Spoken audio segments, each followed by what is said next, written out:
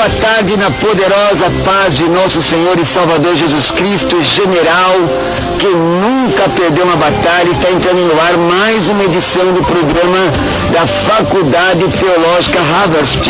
Eu sou o pastor Roberto Cruvinel e vou com vocês aí, com a ajuda do Senhor, durante 55 minutinhos ensinando a palavra de Deus. Quero saudar a vocês dizendo Reirenito Kyrio, a paz do Senhor em grego bíblico. Irmãos, é bom demais poder ensinar a palavra. A apresentação dessa programação é da pastora Tassiana Trajano. Circunstancialmente, na sua ausência, eu estou aqui auxiliando, apresentando o programa. Sou contratado para responder perguntas aqui e estamos aqui com os nossos amigos ensinando a palavra de Deus, né? Comigo aqui, não é?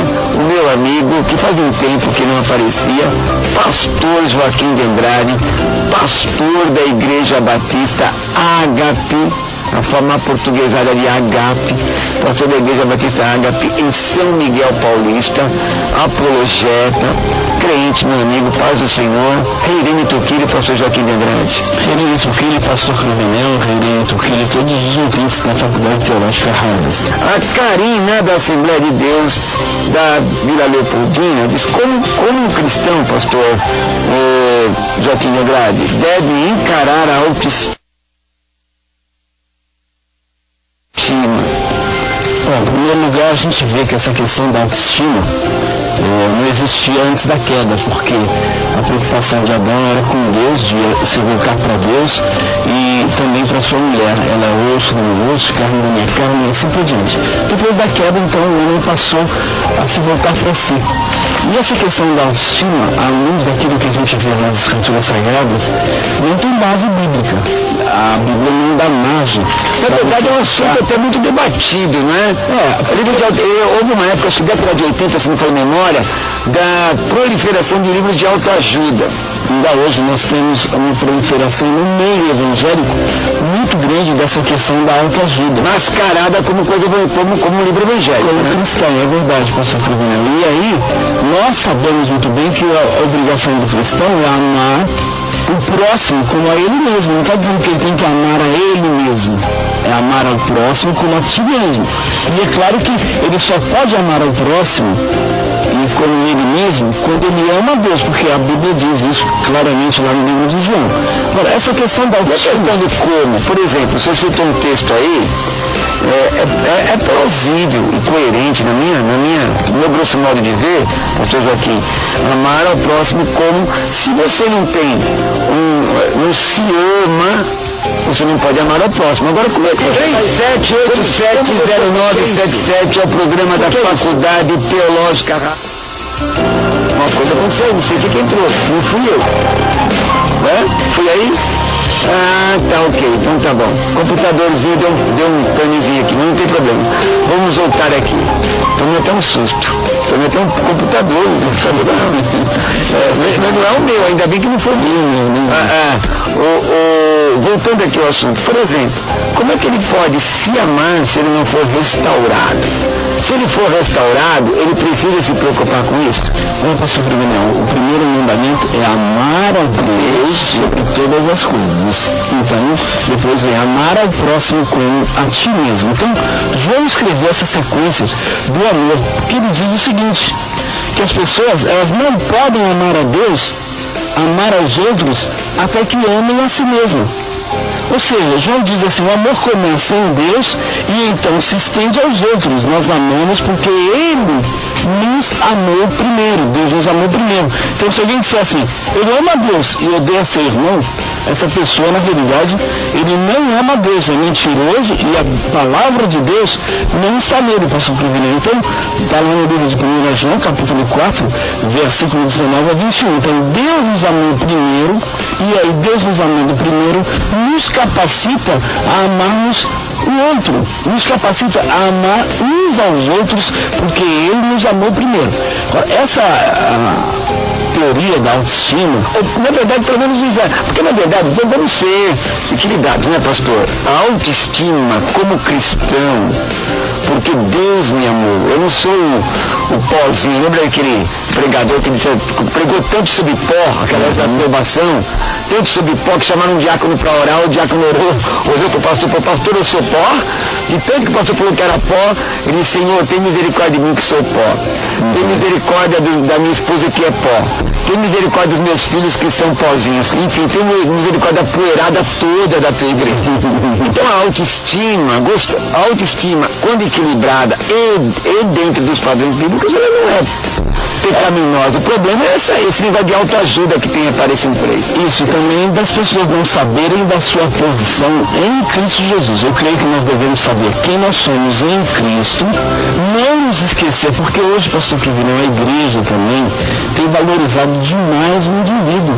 E ao ponto de Deus, por exemplo, não ser mais o centro do universo. Eu sei que você ia colocar assim, ao ponto de deificar a criação. De deificar. Existe um autor que, aliás, puxa vida, gostava muito, aliás, coisas boas. Eu acho que ele não foi infeliz nessa declaração, de que quando ele olha no espelho, ele vê Deus. Irmãos, quando eu olho no espelho, eu vejo o Roberto Cruvinel. Eu vejo o miserável homem que sou. Então, uma pessoa dependente de Deus, totalmente. Dependência de Deus. Agora, eu posso ter uma autoestima, não é pecado você gostar de si. Você não pode gostar mais de si do que de Deus. A sua autoajuda, eu vou te dar o livro de autoajuda, a Bíblia. Como você está afim de chutar o pau da barraca, ela diz, ó, aquietai-vos e sabei que eu sou Deus. Eu diria que não é nem autoajuda, é ajuda do alto. Então, ajuda do alto. Melhor assim, ajuda do alto, isso mesmo, ajuda do alto. Ajuda do alto, é isso aí, tá? Então, se você quer ajuda do alto, se ajude, abre a Bíblia, Tiago 1,22 diz, leia a palavra e viva. Tiago 1,22 diz, sede, pois, praticantes da palavra e não somente ouvintes, enganando-vos com falsos discursos. Não é isso, pastor Joaquim? Deixa eu estar respondida, pastor Joaquim. Creio que sim, pastor Bruno. A gente poderia, claro, entrar aí nos detalhes dessa questão da autoajuda, porque nada mais é do que uma própria influência do movimento da nova era. Claro que isso já começou lá com a queda do homem, mas a autoajuda já é uma questão já exacerbada, não exatamente da autoestima, né? É diferente. A gente tem que saber diferenciar as coisas, porque a questão da autoestima é você se posicionar em Cristo Jesus. Agora, uma coisa aqui que eu quero que você reflita, para a gente ir para um testemunhal, que eu quero que você reflita, é o seguinte, você é crente para se sentir bem? Você vai para a igreja para se sentir bem? Ou vai para a igreja para ser liberto? E para adorar a Deus? Muitas vezes, queridos, ser liberto não quer dizer que você vai se sentir bem. Porque se você estiver em pecado, o Senhor há de trabalhar no seu coração até que você se sinta mal o suficiente para se arrepender e buscar o Senhor. Não é isso, pastor Joaquim? Sim. E a gente não pode se esquecer, pastor Clevinão, que o humanismo, a filosofia que foi tão combatida pela igreja, ela está assolando a igreja hoje. Por quê? Porque Deus deixou de ser o soberano do universo, o homem está no controle da situação. Então, eu determino, eu reivindico, eu ordeno, eu faço. Chama-se antropologia. É o que está acontecendo hoje em muitas igrejas evangélicas, e nós precisamos nos posicionar quem de fato nós somos em Cristo Jesus.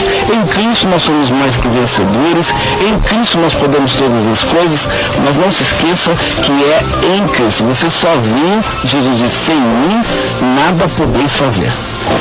Pastor, é o seguinte, a Neuza, que ela é católica, do Jardim Ângela, o que é pecado imperdoável, pastor Joaquim de Andrade? À luz da Bíblia? Da Bíblia.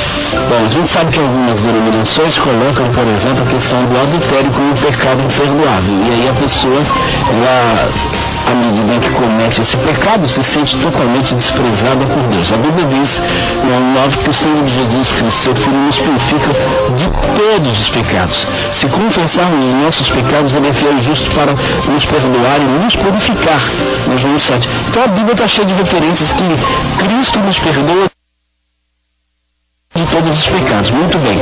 Também a Bíblia diz que o Espírito Santo nos convence do pecado, da justiça e do juízo.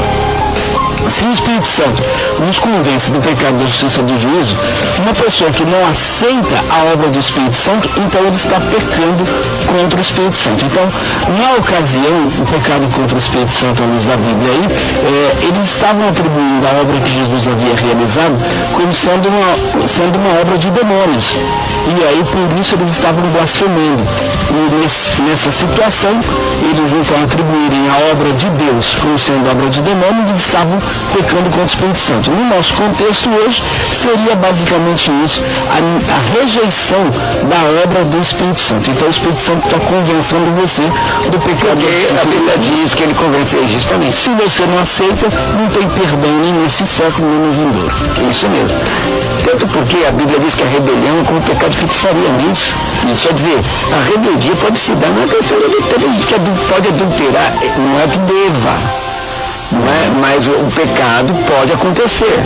E se ela se arrepender, como o seu senhor citou, não é? Ela é perdoada, não é isso? Correto. Agora o Marcos Paulo, ele entrou aqui pelo Facebook, eu não vou ler a sua igreja por conta da resposta que eu vou dar. Porque a resposta que eu vou dar, alguém pode pensar que é algo dirigido à igreja e não é. Tá? Não é. Certo? Conheço muita gente séria nessa igreja. Mas o Marcos Paulo diz: olá pastor, tudo bem? A paz do Senhor. Por que hoje em dia não se prega mais a salvação na maioria das igrejas evangélicas? Marcos Paulo, talvez você está indo no lugar errado, está assistindo os pregadores errados. Eu tenho ouvido muito falar de salvação. Olha, praticamente toda semana, nos últimos 15 dias eu vi mais de 30 e tantas pessoas receberam a Jesus. Eu tenho ouvido salvação. O problema é que tem muita gente aí pregando o agiota de Deus. A pessoa dá para Deus para receber com juros de Deus, agiotando Deus. Outros estão pregando um Deus que é garçom do ser humano, ou caixa bancária. O Deus que eu prego, e muita gente prega, irmão, porque tem mais de 7 mil que não dobrou o joelho a Baal, prega que Jesus Cristo salva, cura, liberta, batiza no Espírito Santo e vai morar no céu. Lá na Batista prega isso, pastor? Pastor Cruvinel, lá na nossa igreja Batista, ali na Vila Rosário, não tem uma vez que eu não prego o Evangelho. E não faz apelo? Porque eu não faço apelo para as pessoas aceitarem Jesus. Posso dizer para o senhor que eu faço apelo até em reunião de obreiro? Eu faço em funeral, eu faço em casamento, eu faço em tudo quanto é lugar, porque eu sempre aproveito as ocasiões para falar que Jesus Cristo salva. Então, não importa, se você me convidar para ir numa festinha de aniversário, me dê a oportunidade. Pastor Joaquim, hora aqui pela fulana que está fazendo aniversário, eu aproveito a ocasião e prego o Evangelho ali. É o seguinte, eu vou dizer para o meu irmão, tem muita gente que me faz essa pergunta: por que não se prega mais salvação? Irmão, cada um tem a igreja que quer. Eu acredito num Deus que prospera. Você duvida que Deus prospera? Não tem como, né? Ele é dono do ouro e da prata, agora ele prospera quem? Quem ele quer. Não, agora, aonde está o coração da pessoa? O coração da pessoa está no céu. Se pedirmos alguma coisa segundo a sua vontade, diz a Bíblia, ele nos... Agora, a primeira mensagem de Jesus foi o quê? Marcos 1,15, arrependei-vos. Esses dias um irmão me perguntou e disse assim: pastor, mas se falam tanto do inferno, se fala tanto do inferno, discordo dele. Aliás, deveria ter falado. A gente não ouve mais desse tipo de pregação, né, pastor? Não. Deveria falar mais do inferno, falar mais de salvação, de libertação. Entendeu? Salvação, libertação, cura divina, inferno, céu, arrebatamento. Agora, tem muita igreja boa que está pregando isso por aí, meu irmão. Cada um tem a igreja que quer. Está respondido? Pastor Joaquim, a Maria do Carmo de Diadema diz assim: se Jesus existiu e realizou proezas e no final ressuscitou, sendo o maior acontecimento da humanidade, por que fora dos evangelhos nós temos nenhum relato a respeito? Talvez os caras não procuram, né? Eu acho que falta uma pesquisa histórica a respeito da ressurreição de Jesus. É claro que o cristianismo está fundamentado nesse fato, que é um fato histórico. Então não só foi testemunhado por pessoas que estiveram com ele num curto prazo de tempo. Então em 40 dias Jesus apareceu para mais de 400 pessoas. Isso é relatado não só nos evangelhos, mas é relatado também por historiadores. Outro fato interessante, pastor Cláudio, até a aparência de Jesus, né? Num determinado... Veja que, por exemplo, a gente tem aí relatos históricos, o caso, por exemplo, de Jesus ser enterrado. Então, José de Arimateia é um personagem não só bíblico, mas histórico também. Foi Cláudio, que o imperador Cláudio, me falou, mas que eu estou ficando meio velho, sabe, irmão? Foi Cláudio que expulsou os judeus, porque o cristianismo era considerado como uma vertente do judaísmo por causa de um tal de Cresto.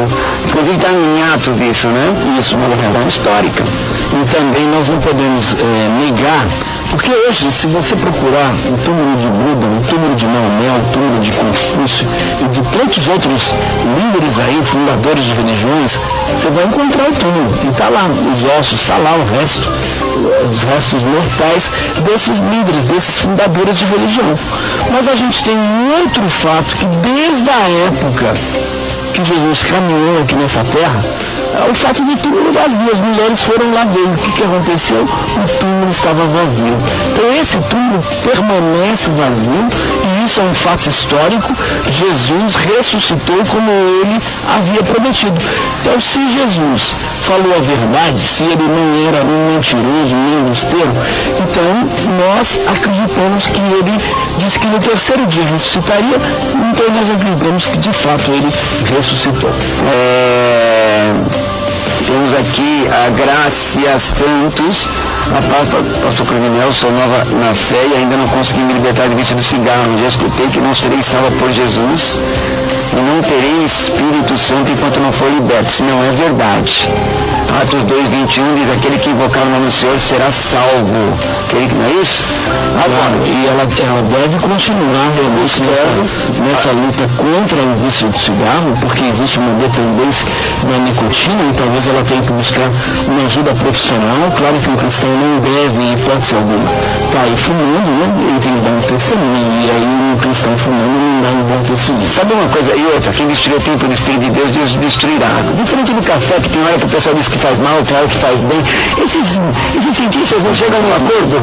Uma pergunta aqui que chegou agora, pastor, que ligou no 38714998, da Bárbara, do Assembleia de Deus de Casamar. Ela faz essa pergunta: pastor Cruvinel, como devo perdoar aqueles que pecaram contra mim? Vai então, pastor.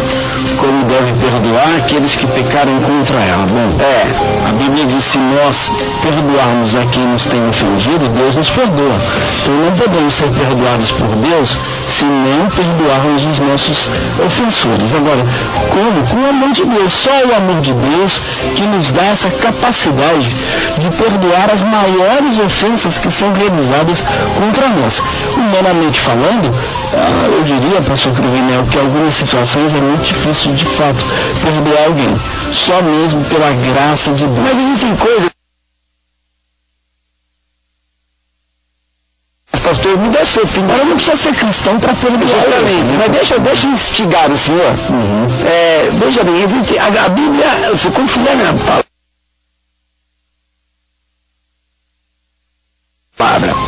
Textos isolados já no pretexto, certo? Isso, é verdade. O texto que diz que não erreis, Deus não se deixa escarnecer, o qual me semear certamente se fará. Você pode tomar uma postura, na verdade, uma ira ou um desejo de vingança no coração, mas mal. A Bíblia até permite a ira, né? Mas não pequeno.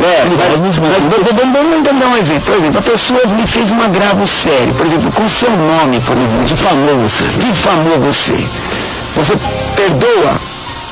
Perdoa, mas não significa que eu tenho que ter o relacionamento que eu tinha. Ou veja bem, você pode exigir a restituição ou reparo do erro. Claro. O reparo do erro. Senão você vai estar sendo conivente com o erro dessa pessoa. Você pode exigir o reparo do erro dentro das vias legais. Isso. Das vias legais. Porque Deus estabeleceu. Você concorda com isso, Romanos 13? Claro, as autoridades são estabelecidas por Deus. E aí a gente não pode se esquecer, porque, por exemplo, vou te dar um exemplo, você que não é muito claro disso. A gente que está no ministério sabe como é que é isso. Os pastores, por exemplo, muitas vezes são explorados aí por ministérios e igrejas, e aí, às vezes, as igrejas expõe esse pastor na rua com família, com isso, com aquilo, com dívida. E aí o pastor muitas vezes faz até um trabalho que não é religioso, mas administrativo. Deixa ele aqui para o senhor. Uma função que é uma função de um funcionário, por exemplo. Tem muitas igrejas que o pastor, ele não só prega, ele é tratado... Mas irmão, peraí, esse texto da Bíblia aqui... Peraí, esse texto da Bíblia aqui, 1 Epístola de Paulo aos Coríntios, entretanto vós, quando tendes a julgar negócios terrenos, constituís um tribunal que não tem nenhuma aceitação na igreja. Para a vergonha vou digo. Né? Então, baseado nisso, muita gente fala, não, você pode ajuizar causa contra irmãos. Não há, porventura, nem ao menos um sábio entre vós que possa julgar.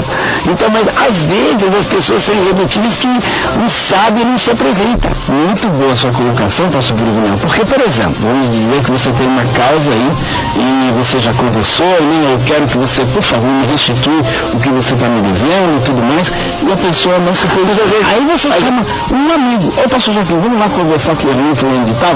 Aí o irmão continua irredutível. Agora eu pergunto, a atitude que ele está tendo com você é de irmão? É de irmão? Justamente. Mas isso é uma questão geral, porque às vezes as pessoas falando de perdoar, eu fico ouvindo, irmãos, eu fico ouvindo as coisas, eu fico meio preocupado. Talvez eu que tenha um entendimento errado da teologia. Se eu tivesse, me ajudem.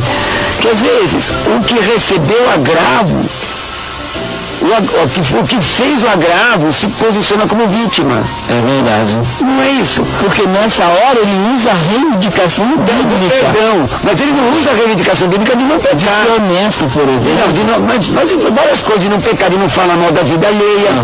De, por exemplo, de não ser honesto nos seus negócios. Tudo isso, irmão. Tem um monte de questão dentro da igreja. Por exemplo, briga de irmãos de igreja, vizinhos. Não é? Puxa, eu fico pensando, às vezes, esses dias um irmão falou assim, me mandou uma pergunta aqui, eu posso falar com o meu pastor, porque o advogado fulano de tal, irmão da minha igreja, não me atendeu, ou está me dando um nó? Eu perguntei, você foi falar com o seu pastor? Agora vou esperar do pastor, né? Você foi falar quando você fez um negócio? Você foi falar? Você foi falar? É uma questão. Então, mas tudo bem. Agora, tem gente que não quer ouvir. Eu vejo assim, perdoar é uma coisa. Exigir a reciprocidade, aquilo que é o direito, é uma outra. Então, cada caso tem que ser discernido. O texto não pode ser tirado fora do contexto. Não pode ser. Não é? Entendeu? Porque eu fico preocupado, irmão, quando eu vejo aquela assim, o fulano vai lá, divide a sua igreja, ele dividiu a igreja. Eu vou ser franco com o irmão, eu não tenho condição de sentar no púlpito com quem dividiu uma igreja, irmão. Se a pessoa é capaz e não é um incompetente, ele vai pregar o evangelho e as almas vão ser salvas. Divisão, irmãos, em caso de apostasia, não é? Vamos continuar? São situações que cada um tem que ser analisada dentro do seu contexto. O contexto. O Val de Cotia, pastor Covinal, parabéns pela programação, obrigado. A Lourdes de Jandia, como o Senhor nos disciplina quando pecamos, pastor Joaquim? O Senhor, a Bíblia diz que Deus corrige a quem Ele ama. Como o Senhor nos disciplina, acima de tudo, com amor. Então Deus jamais vai expor um filho dele a, por exemplo, uma situação ridícula, a uma situação de humilhação. Então Deus, na realidade, nos corrige para o nosso crescimento. O próprio salmista Davi, ele diz: Senhor, foi bom o Senhor ter me afligido, para que eu não me esquecesse da tua lei. Então o salmista entendeu essa condição de Deus. E nós devemos entender também quando Deus nos corrige. Agora, existem situações que a gente não pode atribuir como correção de Deus quando são consequências dos nossos próprios atos. E aí Deus não tem nada a ver com isso. Por quê? Porque você tomou a atitude por conta própria. Então, existem situações que Deus de fato nos corrige, existem situações que Deus permite, e aí tem a vontade permissiva de Deus, e cada dentro disso já responde aqui então. Uma irmã que não se identifica, ligando 38714998, ela cita a primeira de João 1:9, diz assim, por que devemos confessar nossos pecados sendo que eles já foram perdoados? Olha aí. Então, eles foram perdoados como, por exemplo, o pecado de toda a humanidade. Potencialmente. Já foi perdoado. Jesus já fez um sacrifício. Podemos dizer isso? Todos. Potencialmente. Sim, por todos. Agora, o que acontece? Eles têm que acreditar no sacrifício de Jesus, caso contrário, não tem valor nenhum. Por isso que nós temos que confessar os nossos pecados. Sim, eles foram perdoados, é verdade. Todos os nossos pecados foram perdoados. Mas nós devemos confessar a Ele as nossas culpas. E não só a Ele, porque algumas pessoas que pecam contra o irmão dizem assim, eu já pedi perdão a Deus e está tudo certo. Não. A Bíblia diz que se você tiver uma ofensa contra o seu irmão, vai ter com ele. Se você é a pessoa bem que teu irmão tem alguma coisa contra ti, a Bíblia diz, vai ter com ele, não fica esperando ele chegar não. Então não só essa questão de você confessar a Deus, mas também de você confessar. É porque Deus espera, porque é aquela questão, você tem seus pecados por perdoar. Por exemplo, todos são salvos potencialmente, sim, como também são perdidos potencialmente. Sim. Então, observe que, pelo menos os arminianos, não sei se é arminiano ou calvinista, o que será? Eu me chamo de calminiano. Eu sou soberanista. O quê? Calminiano. Então, pessoal, eis aí a nova do pastor Joaquim, tá? Calminiano. Não, tá bom. Eu sou soberanista. E me declaro soberanista, pronto, já me declarei. Mas a questão não eu creio que Deus deu livre-arbítrio ao homem, mas ele é superior ao livre-arbítrio do homem. A questão aqui é que se todo mundo é potencialmente está perdoado, a pessoa tem que assumir essa questão. E assumindo a questão através da confissão, porque é bíblica. Porque devemos confessar nosso pecado, porque a Bíblia diz que tem, pronto. Não é, Bi? Tiago diz isso, João disse isso. Feliz, não pequei, se pecar, tens um advogado. Você tem um advogado, você não tem que contar. Não, mas a questão da confissão. O texto fala, não é? Tiago, até de confessar uns aos outros. Isso. Então, porque a Bíblia diz, seria a resposta suficiente, não é isso? E porque ela também cometeu uma ofensa contra Deus, e por isso ela deve pedir perdão a Ele. E às vezes, muitas vezes até os irmãos,